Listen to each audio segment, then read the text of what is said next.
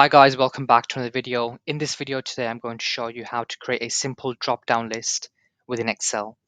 So I've got a little example here of different types of shoes, sizes, and whether they're in stock or not.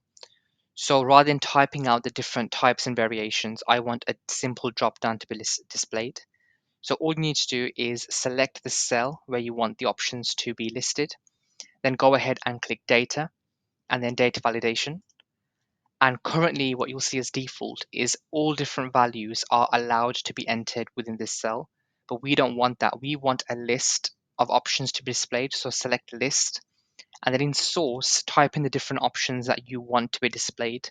So in this instance, I'm going to go ahead and type in heels, trainers, and let's say formal shoes.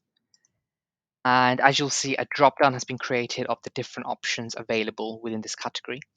And then if you want it for the other cells, just simply drag it down. And then there you have it, guys. That's your simple drop down created using data validation. But now suppose your list is a little bit longer, or you've already got a pre-existing list within Excel.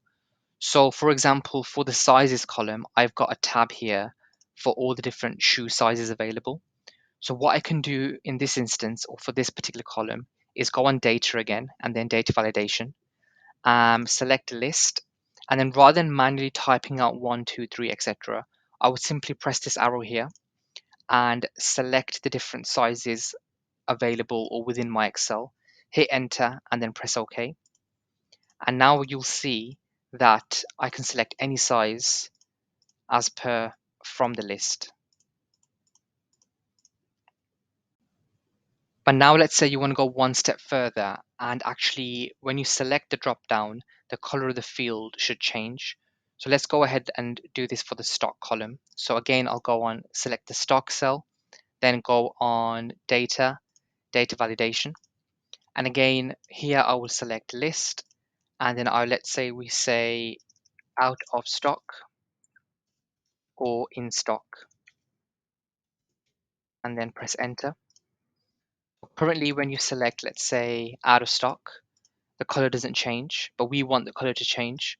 So what we need to do for that is go on, select your cells firstly, then go on home, and then go on conditional formatting, then go on cell rules, and then press equal to. So here you will literally need to type out the text again, out of stock, and then as you can see it's gone red, then press OK, and then do the same again for in stock. So highlight cell rules, equal to, then in stock, I want this to be green. Go ahead and press green here. And there you have it. You've got your drop down with the color options displayed as well.